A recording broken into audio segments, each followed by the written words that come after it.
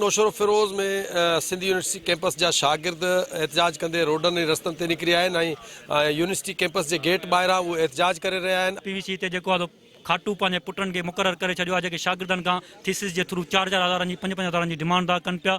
ऐं पीवीसी पाण हितां जो लोकल आहे कोन, जामशोर जो आहे जेको 6 खां 7 ॾींहं उते ई हूंदो आहे, सिर्फ़ु हफ़्ते जो हिकिड़ो ॾींहुं हिते ईंदो आहे, बाक़ी 5 ॾींहं गायब हूंदो आहे। कल्ह प्रोटेस्ट अनाउंस किया उन खां पोइ थ्रेड्स वेठा ॾिना वञनि, असांखे कॉल्स वेठियूं कयूं वञनि त जेको आहे सो अगरि तव्हां हिन धरणे में शामिलु थींदो, हिन रैलीअ में शामिलु थींदो त तव्हां जेको आहे हिन जा ग़लति नतीजा भुगतंदो। असां छा हिते छा मुतालबो आहे? असांजो मुतालबो इहो आहे त जेको आहे सो कैंपस जी जेका इंतिज़ामिया आहे उहे असांखे प्रोफेसर्स हिते हायर कया वञनि, जेको हिते कैंपस जीअं यूनिवर्सिटी आहे जेको आहे सो उनखे सही बिल्डिंग ॾिनी वञे ऐं जेके राइट्स आहिनि यूनिवर्सिटी जा, उन यूनिवर्सिटी खे उनजा राइट्स ॾिना वञे।